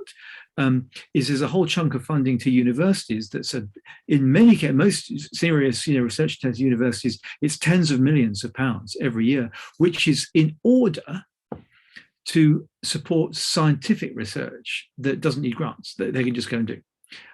So you want to know that. I doubt very much whether many universities do explicitly that with all of that money, but they damn well should. So there are actually the mechanisms there. But our fault is not in the stars, but in ourselves, Cassius. It's we who are on the flipping grant panels who end up, people like me, being ultra conservative. So it's all well pointing the blame research councils, but that's So but thank you. It's important. This subjects like tonight, again, that feeds into answer Danny's earlier question. It's important. Sorry, did I break up there a bit? I got that internet unstable thing. I have stopped chat. Yes, no, thank you. I think we got most of that, but yes, a little bit there at the end. Two kind of maybe practical questions for Fran about some of the things that you said. The letter that you showed, I assume is what's being referenced by, this is a question from Joe Rick. Was it found, where was it found? Was it found at Aberdeen or was it found somewhere else? And then a second one from Penn Hackney. What did Tindall write that was interesting to you, Fran, personally, and to George McDonald, and what was the precise relationship to McDonald? So those are one question is easy to answer, one question is a bit more complex to answer, so I'll start with the easy one. The letter, this is actually something that was because when you think about writing a PhD, you think like you go to the archive, you read the things, you come to your conclusions, and then you write the thing up and you submit it, right? I was in that phase right at the end of my PhD where I'd come to my conclusions, where I said, well, it's beyond doubt for me that McDonald was involved and dedicated to the scientific career and so on and so forth, but I didn't have the letters. So I was literally, and I'm not joking, in the last 2 weeks of my PhD, where as every supervisor, Thomas will probably going to start twitching, tells you to not change anything radical about your thesis or start referencing new materials and writing new chapters and new paragraphs. And yeah, you can see Tom's already holding his face. Yeah, that's exactly what I did, because one of the archives that I hadn't been to, and I'd always said we have those archives, but they're currently for copyright reasons not accessible because somebody donated them after some family donated them after the death of someone. So they need to buy UK law, if somebody indicates preference for that, be classified for 30 years. So couldn't get to them, didn't know what was in them. There was something about George McDonald there that I couldn't get to. And just because I wanted to double check all of my references and I wanted to cross check everything on all of the archives, I suddenly saw this was no longer classified. And I'm like, oh, can I go there and have a look at this? Because I had no idea what was in it. And I open this, and as you can probably, oh, can you see this? I'm not sure you can, but very faintly at the top, you will see it's item 1/1/1. That's the first item. It's on top of the collection. It's a photocopy of this letter. And I have a look at the last page and I go, William Gregory. Oh my God, no. So I read this letter and I'm like, this is the letter. It is the letter that proves everything. It proves that he really wanted to do this. He really wanted to go to Leeds. He really wanted to go to Edinburgh. And it was a huge sort of, it was almost like something out there had waited for me to say, to substantiate this argument, to say, okay, fine, you can have your final piece of proof. And what was really moving about this is that one of the scholars I most wanted to talk to about my work was William Raper. He's, many of you will know him as a biographer of MacDonald, who unfortunately died a very untimely death. And I always felt, I really wanted to ask him some questions about what was in his book. And there was a hint to a letter that was exchanged there, but I never saw it referenced. And so the archive that was donated to that archive were William Raper's effects. That was 30 years after his death, coincided with the submission date of my thesis. And there was the letter. There I had it. And so after all, I did have my conversation with William Raper about whether or not MacDonald really believed that, because there it was, first item on the pile. And so I found it in London, in King's College London, where some of the effects of the MacDonald family and some MacDonald scholars are sitting, as Greville MacDonald also has a significant connection to the place. So that's how it ended up there. Excellent. Okay, let me see here. One from Lorna Rand. Am I hearing correctly? I assume this is probably for Tom, that the layers of scientific discovery are ultimately meant to take away the layers of misconceptions that hinder us from seeing who God is, inviting us to become, and what we are being invited to do and to participate in God's purposes. I suppose it also applies to Lilith, so it could go either way. Let Tom start. So yes and no. I'm hoping this internet unstable sign isn't interrupting you. Yes and no. I think science is absolutely part of God's purposes, but the work that I've done on a wisdom-based theology of science, in particular, this is a whole other story, but it's digging deeply into Job. Hey, Dan, you can ask me about Job. Something didn't come up anyway, but Job's come up, which is the kind of core ancient text right across the ancient world, as far as I'm concerned, never mind the Hebrew Bible, on nature poetry and the human relationship with the natural world, is I've come to realize 180% opposed to another Victorian fetish, which is called natural theology, to which I'm happy to aver that Fran has assured me George McDonald was also opposed. Now, natural theology, this is William Paley and all this stuff. So natural theology is the idea that looking hard at nature is like looking through a glass darkly. If we look hard enough, we can see things about God in it. And the reason I think that is not the biblical wisdom story and not the theology of science and not the imaginative and not the Goethe Coleridge I am being in the image of the I am story at all is that what Coleridge and MacDonald would see our position vis-a-vis the creator and the rest of creation is gazing onto creation and loving it from the same perspective as the creator. And do you get there's a sort of opposite geometry here? Rather than looking through creation as a pool to see God in this world darkly, but then more clearly, it's actually learning to look at creation with those loving, creatorly, creaturely eyes from God's perspective. And learning wisdom that way. So it's and that is part of the purpose. So that bit's right.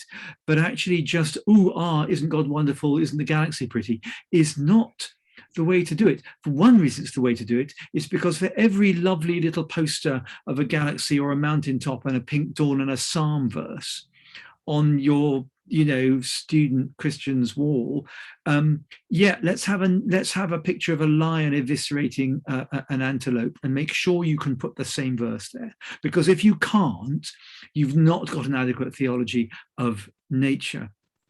But the other writer I would point people to here is, the Ausortis Macrina, the elder sister, the teacher of the patristic, the great church, as it were, fathers Basil and Gregory of Nyssa, who is, I think this is the earliest account that I know in post-biblical of that idea that Fran quoted from Tindall of seeing the unseen, and that being an in imago Dei worked out vocation. And this is, it's on Gregory's book. If you want to look, it's on Gregory's book. Gregory, this is on the soul and the resurrection. I say that so that Kirsten can put it in the text, because she's doing this wonderfully. Gregory's on the soul and the resurrection has this wonderful conversation between him and his dying big sister, who knew far more than either Basil the Great or Gregory did, because we know that because they say so. And they're arguing about whether human mind is an epiphenomenon of matter or something for real. And Macrina's argument is, we know this mind is because we can see in our minds the unseen in creation. We don't call a bottle empty, even though we can't see anything inside it. We know there's air, because water has to fight with air to get in. It's just beautiful, gorgeous stuff. And it's absolutely so that recreating nature. Let me put it this way. Here's a way. If human beings are created in God's image, if God is the creator of the universe, then what might God's image do but create in God's image an image of that universe? So when we create the image of the universe, which is another way of saying we do science, we are in Coleridge, we are the little I ams in the big I am, following that vocation. But you see how the perspective thing comes in, which is a Joban perspective as well. Let's move on to another question. I'm sure Fran can join in with that one as well. But this one probably is a good one for you, Fran. Anyway, I think it is one of the questions that maybe we've been dancing around a little bit. So maybe it's good to address it directly. How do we reconcile? This is from Wesley Gaines. How do we reconcile seemingly anti-science passages in McDonald's writing with his love for science? So it gives an example here. Human science, this is McDonald, is but the backward undoing of the tapestry web of God's science, works with its back to him, and is always leaving him his intent, that is, his perfected work behind it, always going farther and farther away from the point where his work culminates in revelation. And I'm sure we all know of similar passages. How would you say, because obviously there are those passages which are what we sort of talked about at the beginning, what might lead people to think that he's anti-science. Yeah. So they do exist, and we shouldn't just pretend like they're. Oh no, we can absolutely not pretend they don't exist, because they're fundamental to understanding how McDonald loves science. This might sound a bit contradictory, but I'll explain this. There's another essay we didn't talk about tonight, but that actually gives the perfect answer to the question. That's a sketch of individual development, and Kirsten will probably nod frantically because that's another manuscript I brooded over. But it's a very fantastic essay in which McDonald describes the development of the human psyche as it grows into what, and it's so nice how he says this, what we falsely call maturity. And that's interesting because I don't have the essay in front of me now, but it roughly goes, as a child, we're all in a state of perpetual wonder. I'm sure Kirsten can link it somewhere because it's also available online for free. You can read it. And then we become youths and we go to university and we study science. And rather than seeing the wonder and the rainbow, and it's always the rainbow, it's the undoing of the rainbow and all of this, we see facts, and we cease to be amazed by them. We just collect them, we sort of hoard them. And that is very much the way in which science should not be done, according to MacDonald. And we've discussed the sort of ugly scientism and things like that. And MacDonald found it very distasteful. And what I found very interesting reading the manuscripts of this essay is he writes about a child in the essay as it's printed. However, when he writes the essay, he writes about my child. He edits that later on, and he writes about Greville going off to med school. And he's concerned about this young man studying science, whether he might not become one of them grinding people that loses sight of all the philosophy that's needed.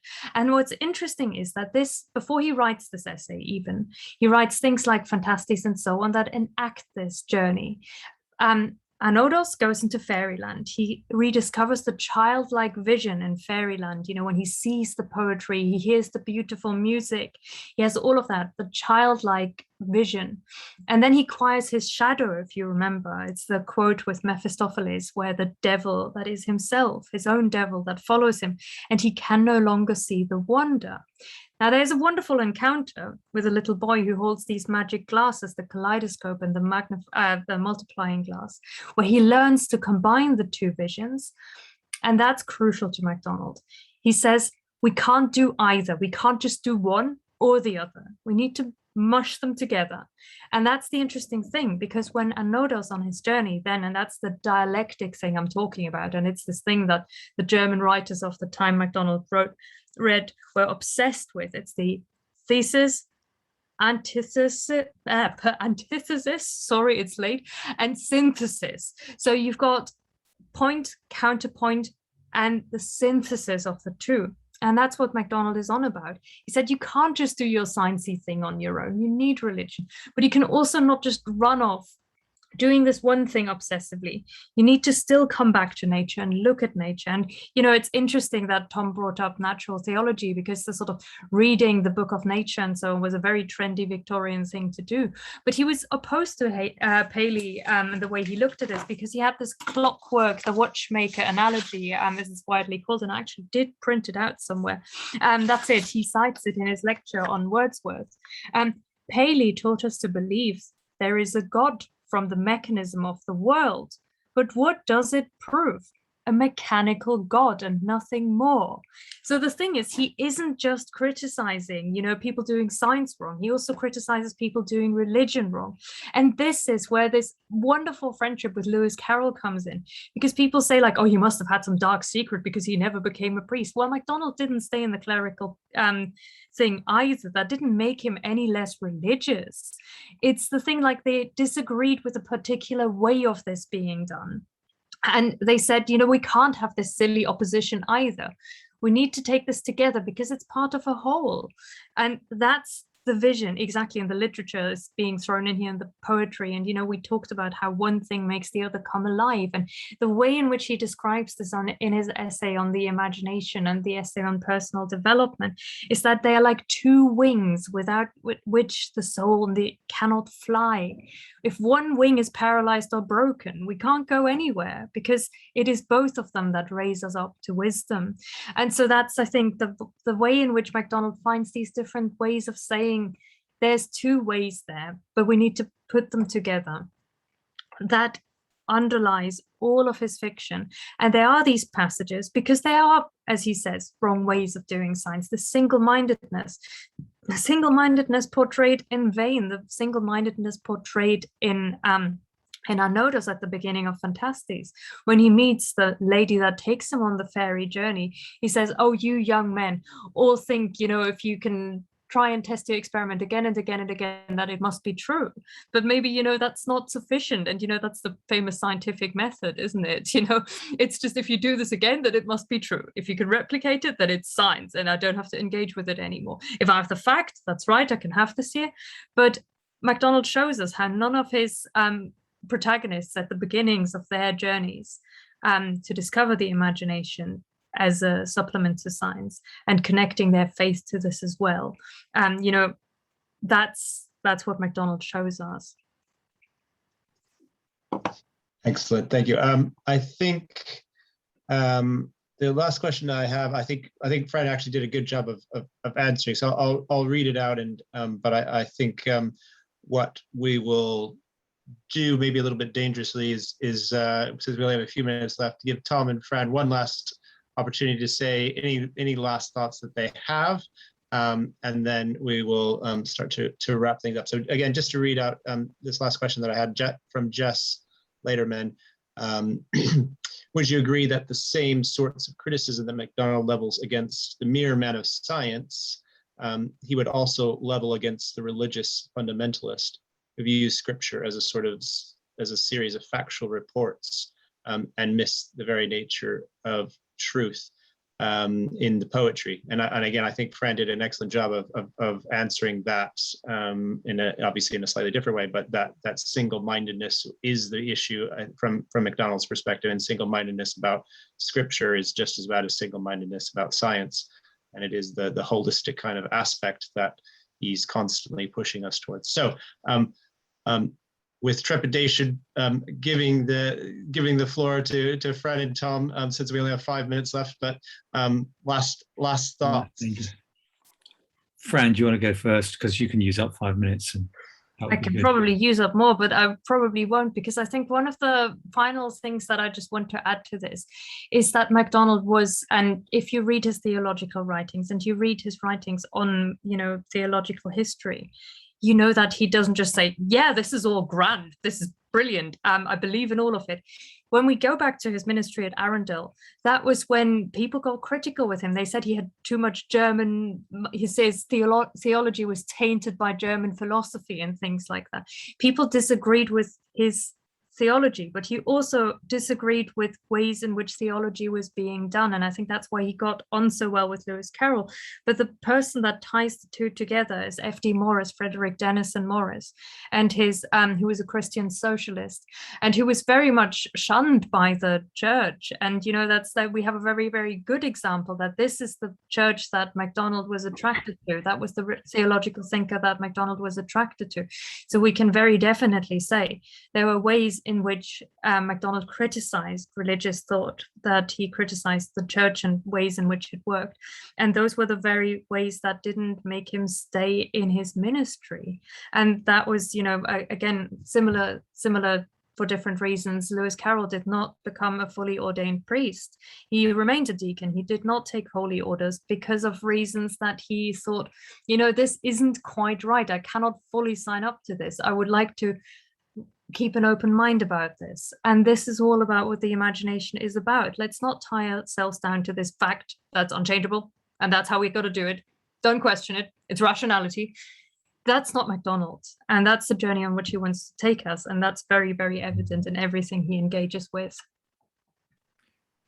Yeah, I think that's lovely. And I would say that MacDonald is he uses the word prophetic quite a bit. He talks about the prophetic imagination. And I think he is a prophet. And don't forget, particularly in the Victorian era, it would be really wrong to deduce that because someone had turned their back on holy orders was because they somehow was an apostate or, didn't think that Christian belief was important. It could well be the precise reverse.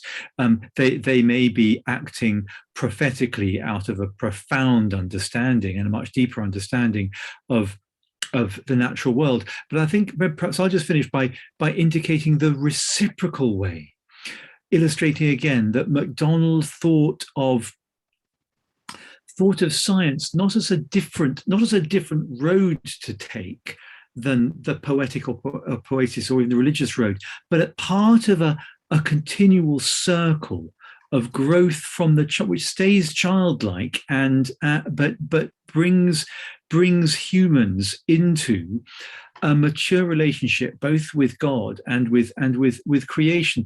Let's just read a little bit from the essay on imagination. The laws we claim, we yield you your facts, but beyond the facts, not just that, the laws we claim for the prophetic imagination. He hath set the world in man's heart, not in his understanding. And the heart must open the door to the understanding. It is the far-seeing imagination which beholds what might be a form of things and says to the intellect, try whether that may not be the form of these things. Nay, the poetic relations themselves in the phenomenon may suggest to the imagination the law that rules its scientific life. Yea, more than this, we dare to claim for the true, childlike, humble imagination such an inward oneness with the laws of the universe that it possesses in itself an insight into the very nature of things. There, give George the last word. Well, for me anyway. Yes, excellent. Thank you.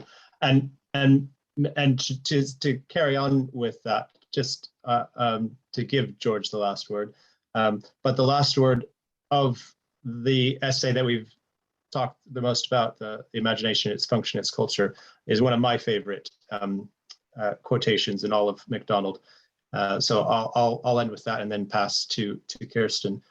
He says, again, talking about science, imagination, all these things that we've been talking about tonight, he says, thus to be playfellows with God in this game, the little ones may gather their daisies and follow their painted moths.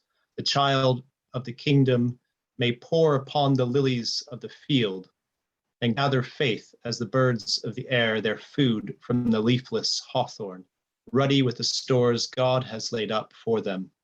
And the man of science may sit and rightly spell of every star that heaven doth show, and every herb that sips the dew till old experience do attain to something like prophetic strain. And I'll hand over, we'll hand over to Kirsten for our final comments.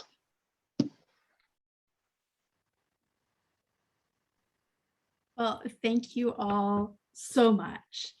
Even though Tom and Danny, you both stole some of my thunder with closing quotations. That just shows how beautifully apt they are. Thank you, all three of you, so much for your willingness to share your time, your learning, your enthusiasm, your graciousness, and modeling of hospitable dialogue. We don't have enough of that in the world today. Thank you for modeling that. And for your sheer enjoyment of not just McDonald, but of each other and of science. I have no question in my mind that McDonald would have been thoroughly delighted by this exchange. And thank you to all of you who came to listen and participate in your listening well, in your questions. If you'd like to hear more, you can find more of Fran and Tom to hear online in different places in the short future, the near future. I think that's the word I'm looking for. In just about a month, Fran is coordinating a conference about another mathematical fantasist near and dear to her heart, who she's already mentioned, Lewis Carroll. And I believe Margie's going to throw up in the chat a link to her conference Through the Looking Glass in November. And do just Google Tom, Google Fran, see what else they're up to. They're up to lots of things right now. You can find them both in various places online and delve further into their work. And when you pop over to the George McDonald Society website to look at those membership options, do keep your eyes open for two upcoming events. The McDonald Society's online Christmas celebration, which will be on December the 5th, and the Teaching McDonald Day conference that Danny's overseeing in February. We're really looking forward to both of those. On the site, as I said before, you also find other resources, links to other people's sites about McDonald and his work, various events. I want to put a big thank you to Margie, who in the midst of doing her doctoral work at St. Andrews and her arts committee rep for the board, has put so much work into making this event happen and organizing us, coordinating us, and not the least her beautiful posters that she put together for this event. I know of a few people who want to print them out and stick them up on their own walls. Do keep the conversation going amongst friends on the McDonald Society Facebook page in your own academic work. We'd love to see some papers come out of people's thoughts on this conversation for Northwind Journal, for other journals too. And as we close, I will re-invoke what McDonald tells us in his essay is Francis Bacon's challenge to scientists, his invitation to scientists to be God's playfellows in the delighting in creation. That I read this quote again because it's beautiful. And this is actually McDonald quoting Milton. So this is again, McDonald's always in dialogue with scientists, with artists, with authors, and inviting us to continue to be in dialogue ourselves with them and each other. And the final quotation of what Danny read is again this invitation to be playfellows as scientists. May all of us as scientists sit and rightly spell of every star that heaven doth show, and every herb that sips the dew, till old experience do attain to something like the prophetic strain. And I invite us all to put ourselves in the place that our experience will be old experience, that we spend enough time sitting and rightly spelling and observing those lilies of the field and those stars of the sky, that it becomes an old experience, because then it will attain something like a prophetic strain. So go steward the gift of imagination in all areas of your life. Thank you all. Good night.